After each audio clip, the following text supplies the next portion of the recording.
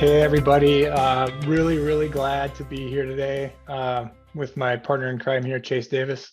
My name is Brett Johnson, and again, we are talking about understanding and tracing cryptocurrency. We did this last year, approximately the same time, and if you joined us last year, this will be somewhat similar, although there are some changes, some developments, things that we're going to share with you, but for the most part, it's going to be a little bit of a refresher course. But we are excited to discuss this, and I know some people are still joining, but we're going to kick this off right away with a poll question. And so just because for our sake, I think it'd be really interesting to get an idea of what industry or profession everyone is in. So what I'm going to do is I'll let you guys answer this poll question and get an idea of, so we can get an idea. I'll kind of move forward and then I'll come back to the results. And then maybe if you are an other, maybe put in something or give us an idea what industry or profession you are in, because I think that'll help as well. So and keep going through that. I'll move on to the next. Again, my name is Brett Johnson. Chase Davis is with me, and we're both North Dakota natives. And surprisingly enough, we get more questions on how do you guys get into cryptocurrency when you live in North Dakota? And it's just kind of how it worked out. And Chase and I kind of lead this portion of our forensic service offering in terms of tracing crypto assets. And we'd kind of talked about this before, how the name of the presentation is understanding and tracing cryptocurrency.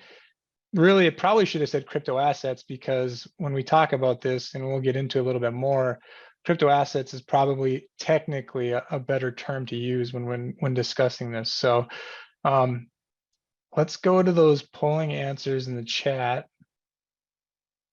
Chase, what do we see in there? There's lots of public accounting. I saw lots of construction, lots of government. I did see Excellent. crypto mining, which is an interesting one. Great. Okay, so this is good. Nonprofits, I see public accounting, construction, import, wholesale distribution, real estate. So this is great.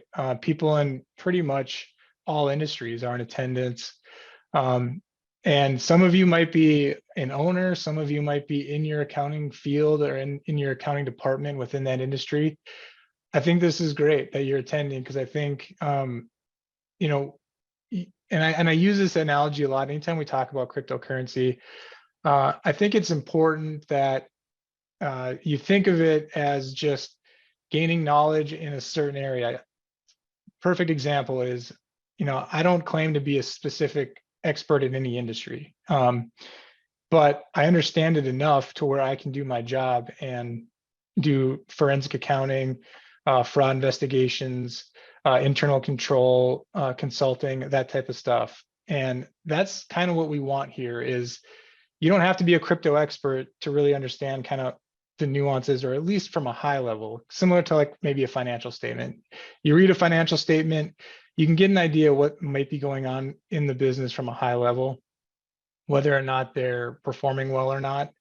And from a cryptocurrency perspective, the things we're going to talk about, we're not going to get into the nuances of the coding of a blockchain and how mining works, at least into the minutia of all that. But we're going to look at it from a high level, so you grab that understanding, because that's important when it comes to the tracing aspect and really understanding that part. So just be aware of that.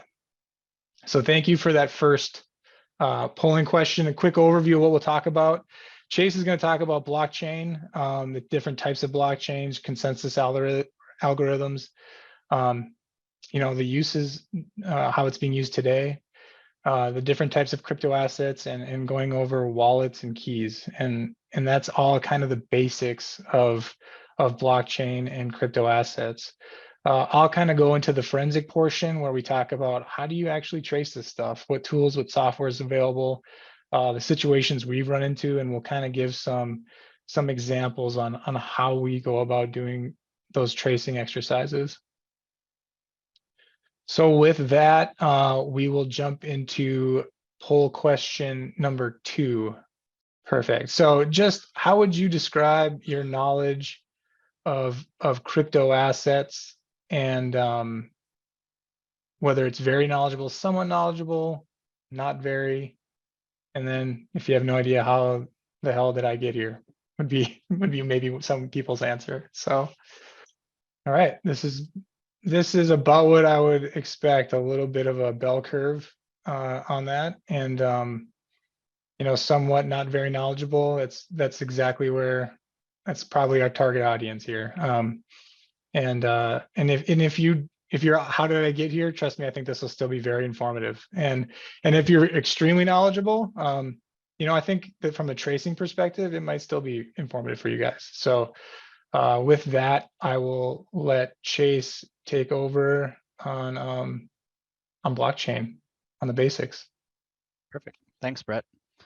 So this is kind of going to be a crash course on blockchain. It's not going to be an all comprehensive guide. It's just going to kind of give you an overview on basically the info that you're going to need to know to understand how to trace it. And so the first thing I like to do is just go over some definitions. And IBM, for example, uses the definition, a shared immutable ledger that facilitates the process of recording transactions and tracking assets.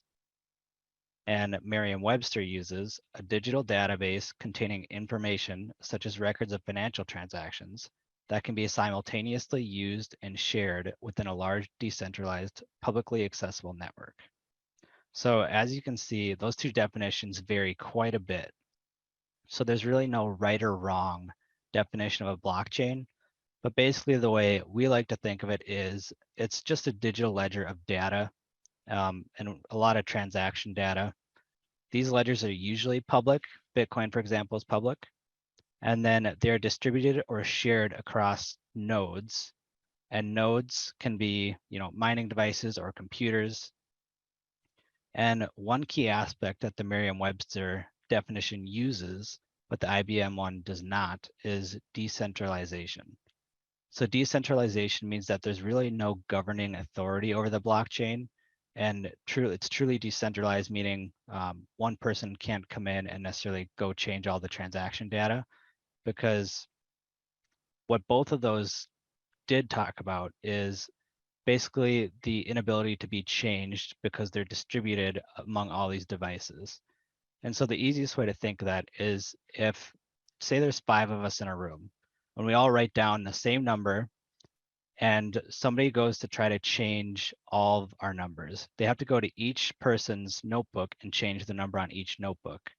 So when you have a blockchain and you have a bunch of nodes or computers operating on it, if you have a lot of devices, it's going to be a lot more secure, and it's going to be a lot harder to change the information that's on the blockchain. And so that's kind of just a crash course of how the blockchain works. And so the more nodes you have, the stronger the security is of the blockchain. So why is it called a blockchain? You can think of the blockchain as essentially a chain of consecutive blocks that are basically just comprised of data. And the time for the creation of these blocks varies depending on the blockchain. And so Bitcoin, for example, is approximately every 10 minutes, there's a new block that's added to the blockchain. And each block has anywhere from 1,000 to 2,500 transactions. And then the data contained within the blocks is about 1 megabyte of data. And that's just the Bitcoin blockchain, for example. There's numerous different types of blockchains, which is kind of what we're going to get into here. And so just kind of again, an overview, a blockchain is essentially just a distributed ledger. It's usually decentralized. It can be centralized, but most of the time it's decentralized, meaning that there's no one governing authority, and it's distributed amongst various nodes on the network. And so how are blocks mined is going to be, or added to the blockchain, mined or added to the blockchain, kind of similar concepts. And that's kind of the tricky part. And this is going to kind of be where we go into all the different types of blockchains. So that kind of depends on the consensus algorithm of the blockchain. And you can see there's a nice little infographic there that crypto.com made. And so most people, when they think of blockchain, they think of the Bitcoin blockchain. And the Bitcoin blockchain, it uses proof of work. And you can see the number one item on that infographic is proof of work, and it has a hard hat up there. So the way Bitcoin works is there's a very complex mathematical equation, and it requires a lot of computing power to be able to solve that equation. And so it uses some energy, and that's kind of one of the main downfalls of proof of work consensus algorithms, and a lot of blockchains are trying to move away from proof of work. But it uses a lot of computing energy to try and get the correct answer. And once that correct answer is achieved, the block gets added to the blockchain. And the node or nodes that essentially answered that really complex equation will get rewarded. And so Bitcoin blockchain, for example, rewards Bitcoin. And in 2012, it started off with 25 Bitcoin paid out as a reward for the block being added. And now it's about 6.25 Bitcoin that gets rewarded every time a new block is added to the blockchain. And so as you can see in that infographic, there's a lot more consensus algorithms than just proof of work. And they're really diversifying more and more as blockchain technology becomes more popular. But really, probably the most common 2 or 3 are going to be proof of work, there's proof of stake, and then there's delegated proof of stake. And the second most popular crypto asset is Ethereum.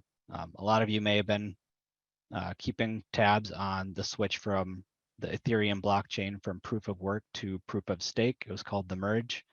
And essentially, the Ethereum blockchain used to be proof of work using the consensus algorithm for proof of work, but now it uses proof of stake. And proof of stake, I'm just going to kind of go over proof of work, which I've already gone over, and then proof of stake just for time.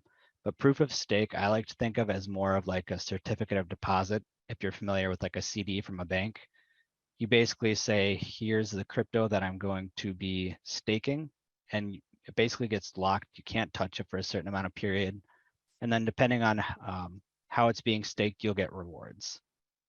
So instead of operating where you get rewards based on mining blocks or being part of a mining pool using computing power, proof of stake is based on your stake or your delegation, essentially. And so there's different uses for crypto or for blockchains. The most common is crypto assets, which a lot of people know about now. It used to not be as popular, but now it's very popular. But in addition to just crypto, you can use it for things like smart contracts, distributed ledgers, supply chains. It can be utilized for more than just crypto assets. It can be used to track inventory, track purchases, all that kind of good stuff. And then it can also be used for like ownership applications. Recently, I believe it was last year actually, so it's been almost a year. You know, there's kind of the NFT boom where non-fungible tokens is what NFT stands for. It's a lot of people use them for digital artwork. And so NFTs became really popular in the past couple of years. And then real estate is one area where NFTs could prove useful because you could prove ownership of real estate, for example. And in New York last year, there was one NFT transaction that occurred that was for essentially proving ownership of real estate. Let's go to the next slide, Brett. So here it's going to get a little more complex, trying to describe how crypto assets interact with the blockchain. So the blockchain is the underlying technology for crypto assets, which we kind of discussed earlier. And there's key cryptographic features that blockchains utilize. So key encryption is one of the features that blockchains utilize. And this is a form of asymmetric encryption. You don't need to know that, but essentially what that means is there's 2 keys. There's a public key and there's a private key. And this is very important because the keys essentially work together. And so the public key will encrypt the data and the private key is needed to decrypt the data. And in terms of crypto and blockchain, the public key, as inferred by the name, is public. Everybody can see it. And this is usually in the form of like a public address. And so you'll see QR codes, you'll see a bunch of string of letters, essentially where anybody can see that public key, and that's not a problem. Anybody can send funds, send crypto to a crypto address using the QR code or the address. But in order to be able to use the crypto, move the crypto, withdraw the crypto, you'll need the private key. And so only the owner of that address will have the private key. And essentially, private keys are, you can think of like a password. And this is the password that's needed to access the crypto within that public address. And so best practice, and I stressed this last year too, best practice to never share your private key with anyone, because there's a saying that's not your keys, not your crypto. And what that means is if you don't have access to the private key, you really don't have access to the crypto. Somebody else is holding on to it for you. Somebody else is in control of it. So with crypto, if you think of like an exchange, like not going to say any specific exchanges, but basically how an exchange operates is you can have wallets and addresses with the exchange where you receive the private keys. But a lot of times it'll just be on their, basically on their internal ledgers where the transactions are occurring, and you never actually have the private key. And in a way, it's very similar to financial institutions. Like if you have money in a bank, technically the money's yours, but if you went to the bank and said, hey, I want to withdraw all $50,000 in cash, they probably wouldn't have the cash on hand to give you. And it's very similar with crypto. So the exchange is basically going to be like the financial institution holding custody over the crypto assets, and then even though they're technically yours. Whereas if you have a private key and you have the address, you hold the custody of the assets. And so this is kind of where it gets a little tricky, is rather than trying to memorize a bunch of random names and letters, which is what the password essentially is, what it's become is there's 12-word recovery seeds that exist now. And so these are essentially like a master private key, and you can have multiple addresses linked to those 12 words. So it's very important that if you have those 12 words, you don't share it, you don't lose it. It doesn't, go up in a fire, because basically you won't be able to access the crypto. So hold on to your private keys, your seed phrases, which are again, those 12 to 24 random words that you receive, because that's going to be important for accessing your crypto. And I know I had mentioned one key cryptographic feature that blockchains utilize. The second one is basically they use hashing, which they use SHA-256. Bitcoin uses SHA-256, for example. And what this does is it encrypts the data in the blocks. So really, crypto assets and blockchains are pretty secure. You hear about these hacks, but a lot of those happen on exchanges where the funds were held by the exchange and not in people's personal wallets where the people held the private keys. So again, private keys, very important. And so moving on to the different types of wallets. So wallets are basically what can hold the different addresses or different public keys for the crypto. And so one wallet, you can have multiple different addresses for different types of crypto. And so essentially you're storing the crypto in the wallet. Really, it's on the blockchain. Storing is just the easiest way to kind of understand it. So there's a bunch of different types of wallets. And this is really important for when you're trying to figure out how to trace crypto. And we're going to start with hardware wallets, which are essentially like a USB device.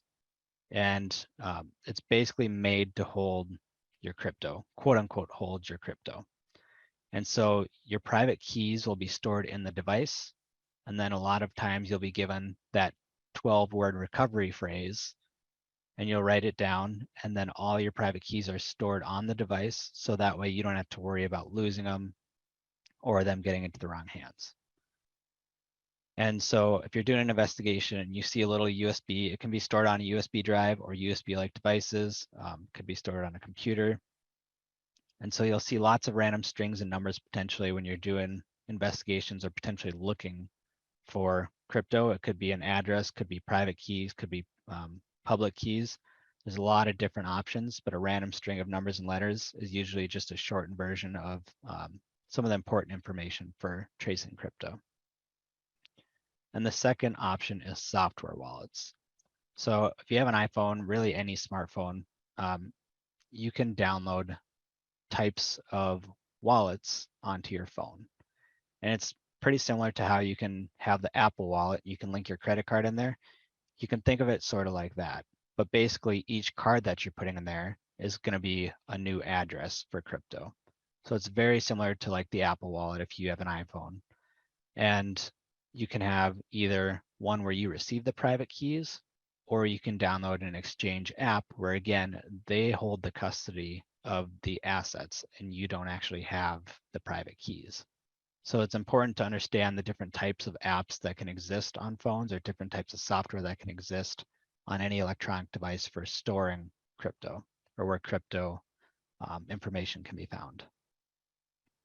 And lastly, paper wallets. We've only had a couple of our cases that have involved paper wallets, but essentially these are offline. They're basically, you can go to a Bitcoin ATM and you can say, I want to purchase $500 of Bitcoin. You can put in the cash and it'll spit out a piece of paper. And on that piece of paper, it'll have all that important information that I discussed earlier. It'll have the public key. A lot of times it'll have the QR code associated with the public key, and then it'll have the private key as well. So a lot of times if you're, again, doing an investigation and you find little pieces of paper with a bunch of numbers, letters on them, it could be a paper wallet where crypto is essentially being held. It's not held, it's on the blockchain, but it's going to give you access to that crypto.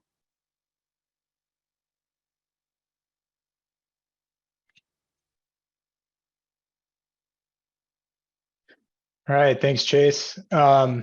Next, we'll go into the tracing and investigating portion. And before we jump into that, I do have a third poll question, just to get an idea. So if any of you own any crypto assets, what kind? And if possible, I think, can you select more? It's a single choice. So maybe what you might own the most of, if you have any. So, you know, these are kind of some of the more popular ones that we've seen people own.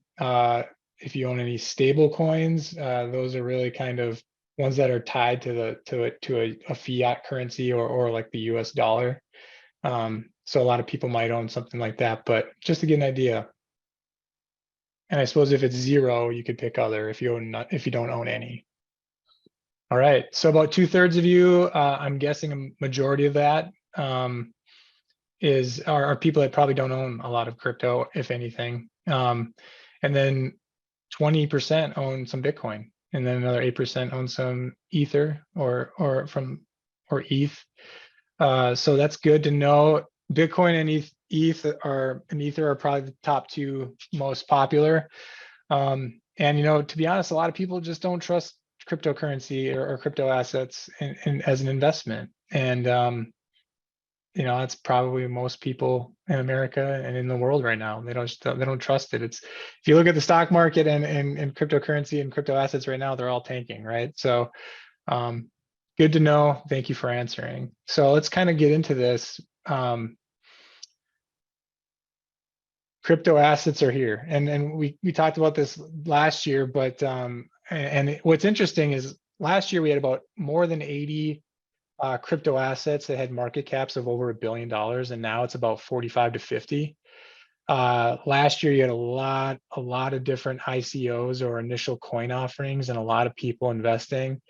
You also had a lot of Ponzi schemes out of that deal where people are saying, hey, we have a new coin, invest with us, and they actually turn them into some kind of a Ponzi scheme. So I could create one called the Eide Bailly coin, right? And start one tomorrow, and maybe I'm just trying to see if I can get investors, and then I run away with it.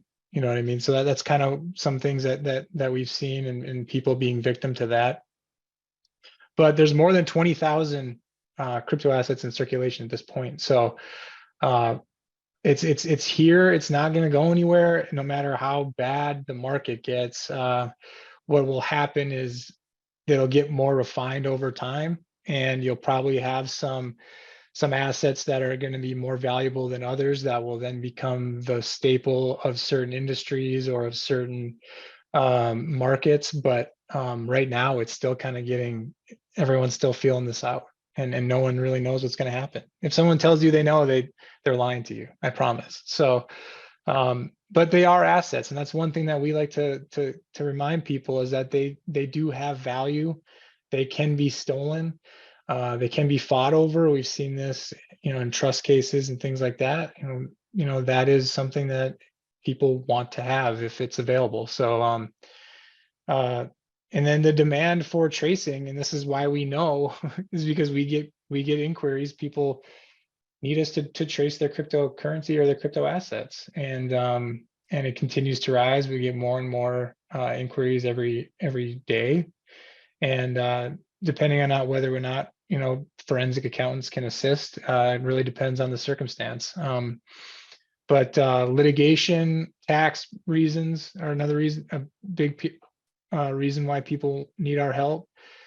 And then businesses and partnerships just investing in that. And then we had one matter where one partner invested into crypto assets on behalf of the organization, and then that partner unfortunately passed away. And the other partners are like, "Look, we have this. Where is it?" And they need help. So those are some of the scenarios that we've run into.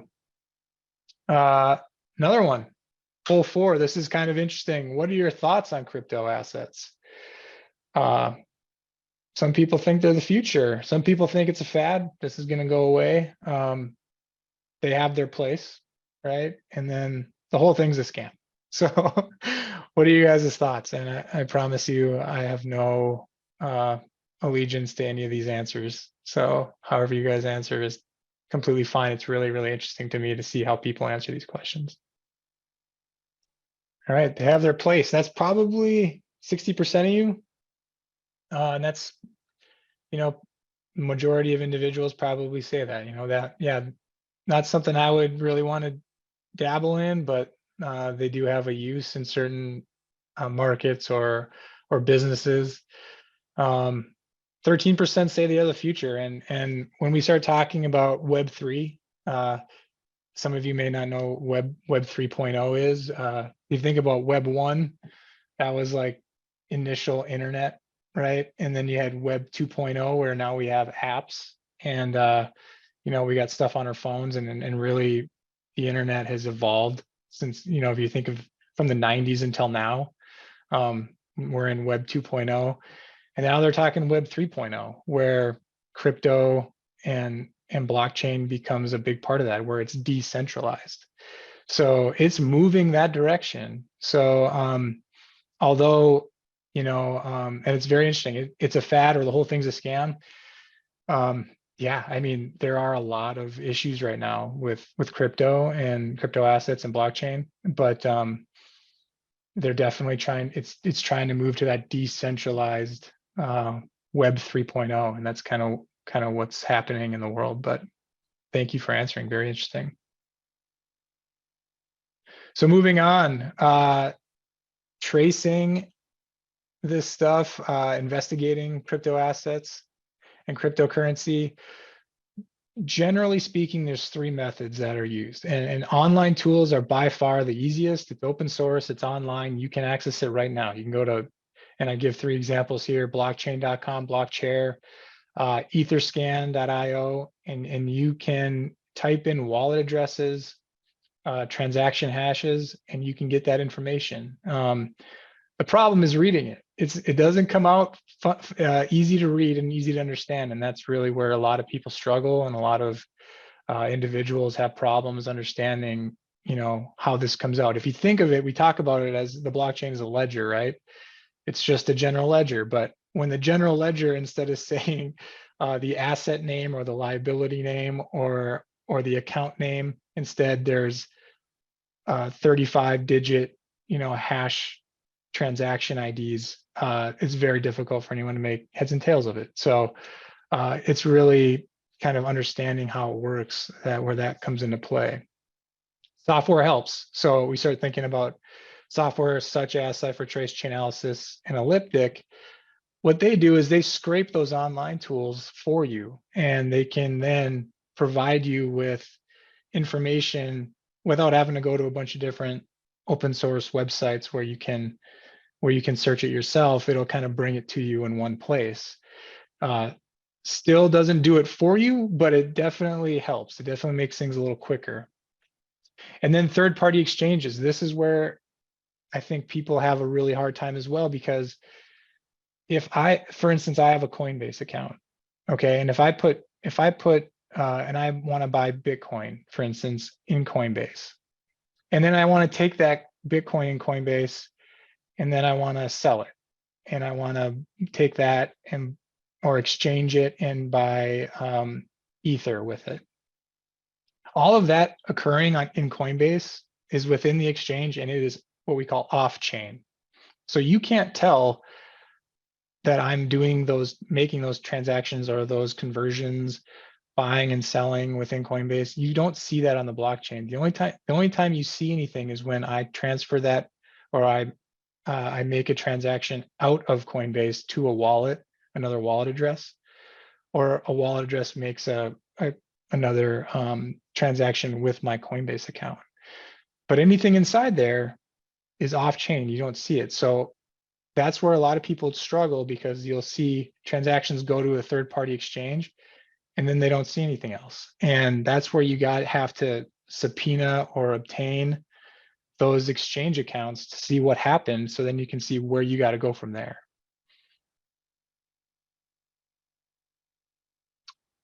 An example, this is just using blockchain.com. I think Chase and I pulled this one up as an example, but you can see that there's what you would, if you typed in a wallet address, you can see at the very top here that's a wallet address. It tells you what format it's in. It tells you how many transactions occurred within that wallet, the total received, the total sent, and the final balance. So you can see in this specific wallet, it sent out 12.9 Bitcoin. I'm sorry, received 12.9, sent out 12.8, and currently has 0.037 Bitcoin left. So you can take a wallet address that you have the information, and you can see the transactions, and below you can view all of those transactions. And again, it's all there, but it's not necessarily easy to read or easy for people to understand. But this is a good example of what you see when you type that stuff in. So common cases, again, this is kind of what we've been dealing with from an accounting forensic standpoint. Family law is a big one. Divorce cases, trust cases, things like that, where people are trying to hide assets from others. They put it into cryptocurrency or crypto assets, and they try to hide it. And so that's been one where we've been tracing a lot. Investor and Ponzi schemes, people saying, "Hey, I got the inside knowledge on a new token, a new coin that's coming out. It'll be on the Ethereum network or the Ethereum blockchain, and would love for you to invest." And they invest tens, hundreds of thousands of dollars, and they run off with it. And it's very difficult to trace and see. And really the issue we have with these cases is pinpointing it to an individual and saying, well, is that wallet address tied to that person? So they can litigate or try to claw back their funds. And that's very, very difficult with crypto assets currently. Fraudulent conveyances, people transferring money, we see that in like bankruptcy matters where they try to transfer some of their funds into crypto assets and then file bankruptcy. And then when it's time to pay the creditors, they're trying to, hide those transfers. And then general theft of crypto assets. Someone says someone broke in my house. They stole my 12-word, password, my 12 crypto phrases. I can't access my wallet with that. Someone else may be able to access it, or they have accessed it and they've moved it. And where did it go? So these are generally the cases that we've been getting. Not saying these are the only ones, but generally these are what we're finding. So just as an example, when talking blockchain, and I talked about this last time, but this is a good way to kind of show you the process that we go through. So just for sake of example, John Doe is, let's just say, the defendant in a matter, and we are, let's just call it a divorce case, and we are tracing John Doe's funds to see if he has any hidden assets. So his bank account has been subpoenaed, and we're going through his bank account as any normal forensic accounting procedure. And we find out that he's put money into a Coinbase account. So now we're like, well, there's money in Coinbase. Now what? We want to subpoena Coinbase, right? Or demand that he provide his Coinbase account transactions. We then find that he had bought Bitcoin with that within his Coinbase account and moved that Bitcoin from Coinbase to an unknown wallet, meaning we now see a transaction from Coinbase going out and it goes to a wallet that is unknown, meaning it's not another exchange. It's not a wallet that we know he may own. Could be a friend of his, could be a family member, could be his. We just don't know at this point. We also see that there is movement from his Coinbase account to a Binance account.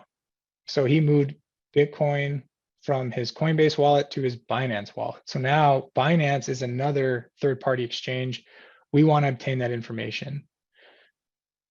We obtain the Binance account information. We see that he has extracted cash from his Binance account, so maybe sold the Bitcoin, and it went into another unknown bank account that we do not have and never had. And let's just say we obtain that account now, and from there we can see that that is funding another lifestyle of his. So that is a way that we go from point A to point B to point C to point D and identify assets and other spending that maybe we would otherwise have not been able to if we just stuck with the initial transaction to Coinbase. If we just said, oh, you put some money into Coinbase, we would never would have identified this other bank account.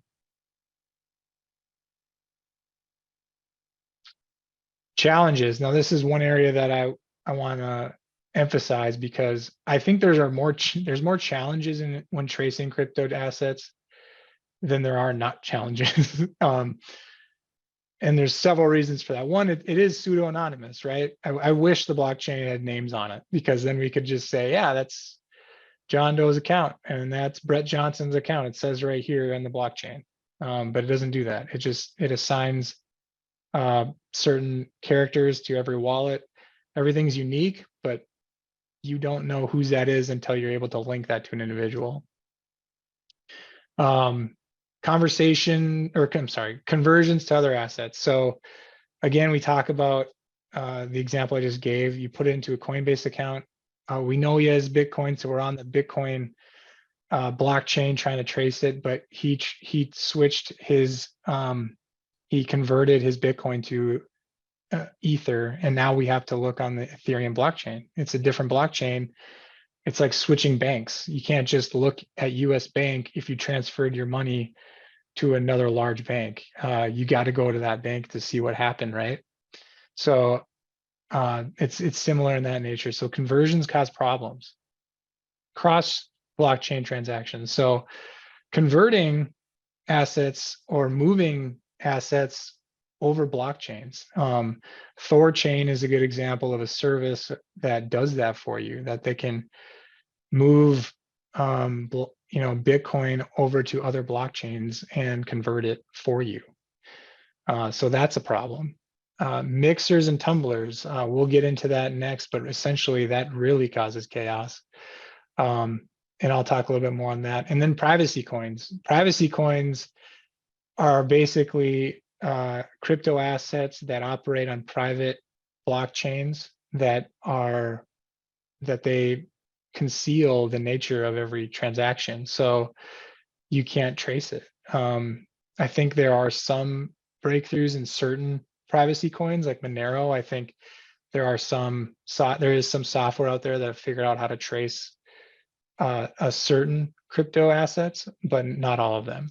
And they become problems just based on how they privatize and conceal the data within the transactions.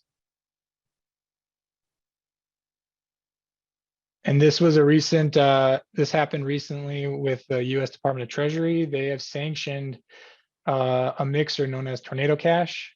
So Tornado Cash, again, going back to what I talked about before, is a mixer or a tumbler. And you can see this story was published on August 8th, so just this month, or I'm sorry, last month.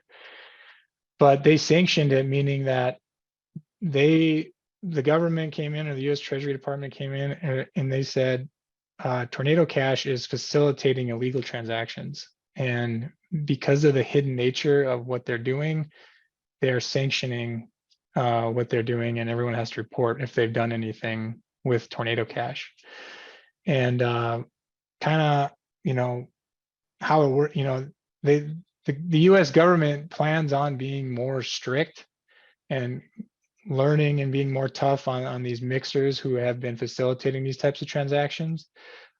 Essentially what they're identifying as money laundering with crypto assets. So people trying to clean dirty money using mixers such as Tornado Cash. And I have a good example on kind of how that works, but it basically conceals the origin, not only the origin of the transaction, but the destination. So an example of that would be in the exact same example we went through before. John Doe's bank account moves money into his Coinbase account, right? And now let's say there's a bunch of other players in it, okay? So John Doe wants to send Bitcoin to person B, and person B wants to send Bitcoin to person A. And then there's this other person that's involved, but we don't know what he's doing. And what they do is they all put their Bitcoin into a mixer, like Tornado Cash as an example. They all put their money in there, and I'm not saying that this is an illegal transaction. I'm just talking about what happens. So they all put their Bitcoin into a mixer, and then the mixer mixes it all up and shoots it back out, and you don't know who paid who. So that's the problem with mixers. So now we see John Doe receiving Bitcoin. We see person A, B, C, and now there's a person D receiving Bitcoin. So we don't know what happened there. If you're looking as a third party, I don't know who paid who, right? So that's where this problem occurs. And when you're tracing it and they go through a mixer, that's where the government came in and said, this is a problem. Because is John Doe sending money to person A, who, let's just say, is a drug dealer, or is John Doe sending Bitcoin to person B, who is a normal person, and they're just doing exchange through Tornado Cash? So because of that hidden nature, because we don't know, that became a problem, and the inability to really trace that. So 3 people put money in, 5 people or 4 people put money in, 5 people get money out of it, and they don't know who paid who and which one's legitimate and which one isn't. So that's kind of the issues that we run into. So the goals really, when we do these investigations or these tracing exercises for crypto assets, one is trying to figure out, can we tie this to a person? Generally speaking, we see the transactions. Now we're trying to say, can we tag a wallet that's also, we know that the other individual is sending or receiving funds from? Then we know it might be tied to them, or they're intentionally sending or receiving funds from that wallet, and that can be helpful in any matter. And if that's not the case, just identifying the current resting place of the crypto sometimes is the goal. So, where did it go? Where is it sitting? Can we identify that? And then providing that information to whoever needs it, the stakeholders involved, whether it's for litigation, an insurance company, other individuals, providing that information so then they can make decisions. And then lastly, identifying any potential damages if necessary. So some people are like, you know what, my husband took all our Bitcoin. We're in the middle of divorce, and now he and I'm always saying the husband's a bad guy, but he took it and he put it into some new coin that was supposed to come out, and it came out, and now it's worth zero or very, very little, a lot less than the Bitcoin was worth. So what was the damage there, and whose fault was it? So Chase has actually a really good case example he'd like to walk through quickly, and we will also answer any questions. So I'll give it up for Chase.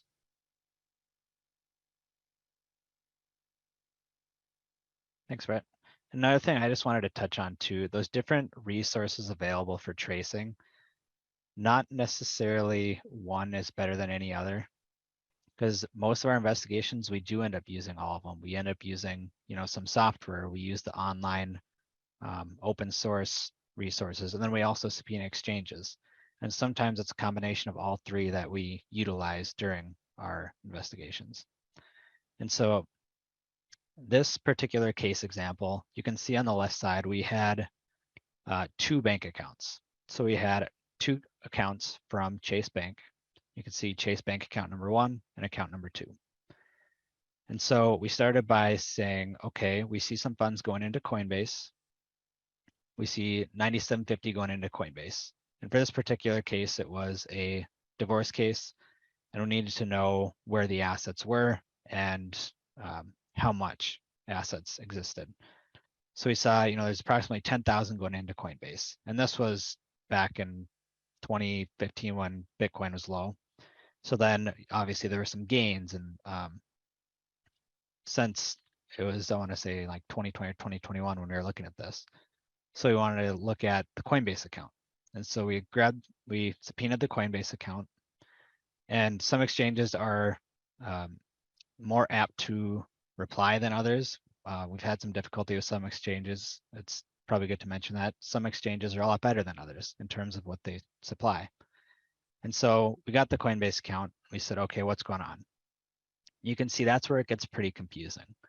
But what you can see is there's $15,000 going to the second bank account where we had received, Chase Bank account number 2. And then there's also $13,000 going to a Wells Fargo bank that we didn't know about. And so then we also saw incoming funds into the Coinbase account from that Wells Fargo account as well.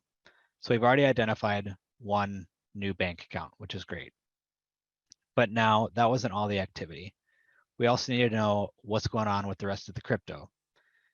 And so you can see it goes up and to the right, the far right hand side of the screen, where it's external wallets and addresses. They had sent some crypto to these external wallets, and that's where they sat. So we know there's some crypto hanging out in these wallets. But then also we identified other exchanges. And so we subpoenaed the other exchange information and kind of watched basically the flow of US dollars as well as crypto go back and forth between the exchange accounts. And you can see we kind of added that green square there for cryptocurrency purchases and sales, just to kind of help show that you can put money into a Coinbase account. You can put US dollars into a Coinbase account, but you can also purchase crypto at that moment. And technically those US dollar funds don't reach the account. So you can have fiat money in your Coinbase account as well as crypto.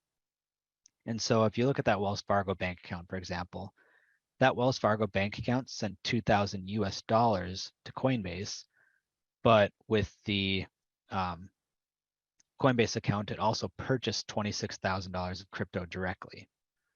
And so the crypto just got added to the Coinbase account right after that purchase. There was no US dollars going into the Coinbase account, and then those US dollars being used to purchase crypto. It was basically the money came out of Wells Fargo, bought crypto, and the crypto went straight into the Coinbase account. And so that's why we also wanted to trace some of that crypto, because all of a sudden now we have $26,000 more of crypto purchases that we didn't even know about until we had that Wells Fargo bank account. And so really looking at it from all different angles is why they can be so complex, why they can be so difficult to investigate, because there's so many moving parts. And so we really do utilize all the resources that we have. And then we do all those different goals that Brett had on that past screen of trying to figure out where it went, were there any damages, potential assets that are being hidden.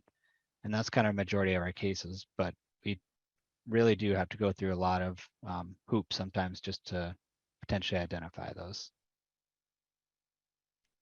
And I believe we have about 5 minutes left for questions. Brett, have you been monitoring the Q&A at all? I have. So, I'll read these. Chase, I'll let you answer first, and then I'll add to anything if you don't have anything that I can add, if that makes sense. So the first question, have any blockchains been hacked? What were the circumstances? If so, what were the circumstances? And I think in my head, the nature of blockchain is that it can't be hacked, just because of the different resources and how many nodes there are, that you'd have to control 51% of the nodes in order to hack it. But what happens is there's a lot of third-party things that occur where, for instance, people steal your private keys and then they can obtain your cryptocurrency or your crypto assets without hacking the blockchain. So that's where we see a lot of things. And then also, I believe there's been some blockchain bridge issues in the last few years where third parties have been creating bridges for blockchains, and that becoming an issue in terms of those getting hacked. So again, it's not necessarily the blockchain, but it's third party software or people's individual wallets that get hacked. That's my knowledge. And Chase, if you want to add to that. Yeah, no, that was right what I was going to say. The bridges are a main source of a lot of hacks because they're kind of a lot of times the weak point between blockchains. And so it'll be maybe a bridge between one blockchain and another blockchain. And so that's an area that people can identify, find some weaknesses, and then expose those weaknesses. And so that's where a lot of the hacks have been occurring. Sure. And then the next one, for audit purposes, how do we prove to the auditors that we are the ones that own the crypto assets? Do we have to share the private key? It'd probably be more of a, in my mind, showing that you own it through either if you have it on an exchange, you know, using some of the KYC or know your client or know your customer information that would be on your account.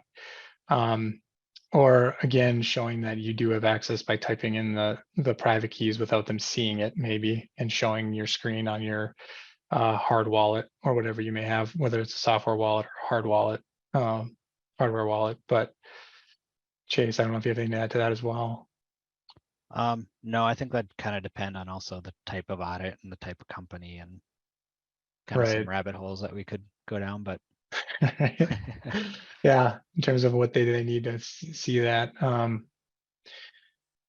Who holds the money?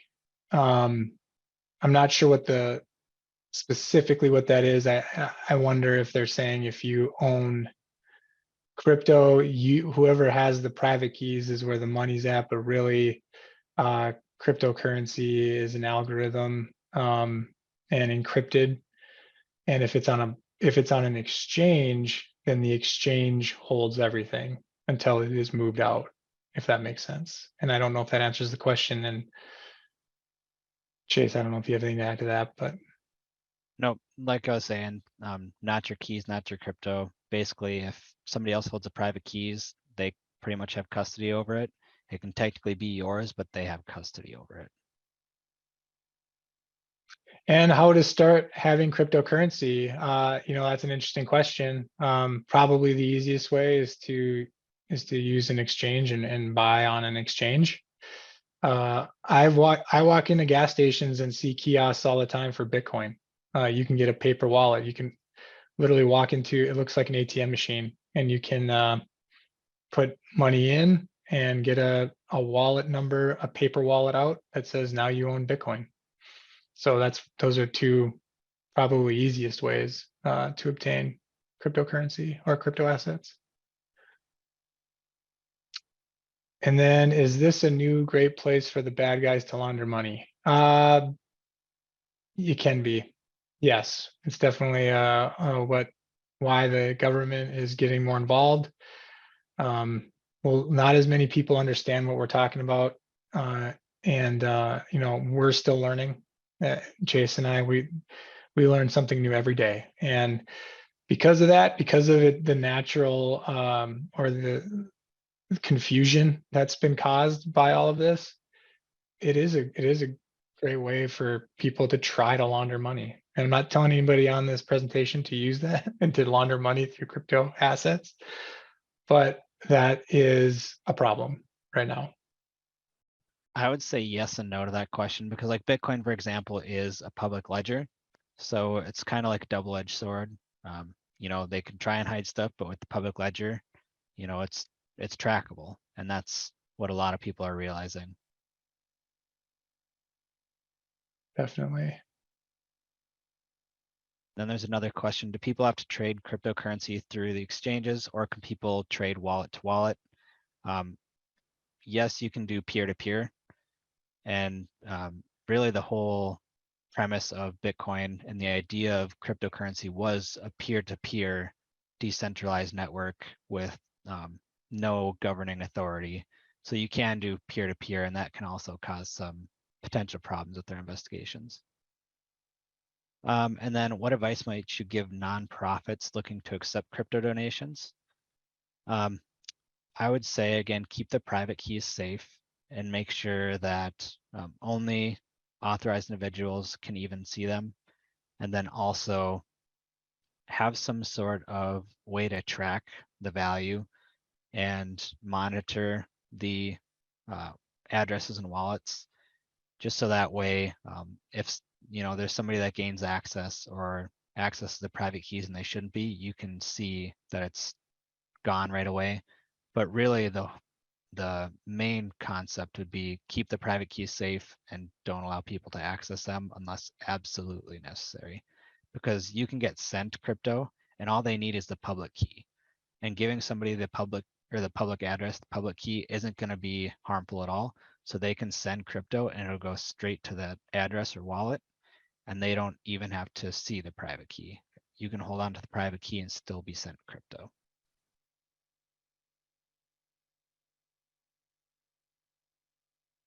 Excellent. And do people have to trade cryptocurrency through exchange? Can people trade from wallet to wallet? Short answer is yes. Again, you just need that public key or that wallet address, and you can generally send that. And there were some questions about bankruptcy liquidations too. That's kind of a tricky area at this time, because kind of when this new crypto winter hit, there's going to be a lot of bankruptcies occurring. And so that's kind of the question is, what's going to be the precedence for what happens with a lot of these crypto assets? And that's the potential risks of keeping your assets on an exchange as opposed to having your private key, because if the exchange goes bankrupt, technically they hold custody of those assets. And so you're more likely to lose those assets if you hold it potentially on an exchange and the exchange goes bankrupt. Whereas if you're holding it in your own wallet, you have the private keys. As long as you don't lose those private keys, it stays yours. And I think we're running out of time, so we'll probably have to take anything else offline. I think we do have our contact information right there. So that's my email. That is Chase's email. If you guys have questions, comments, concerns, let us know. We like talking about this stuff. And we really enjoyed speaking with everybody, and we really enjoyed the questions you guys asked. Are really great questions, and we hope this was useful.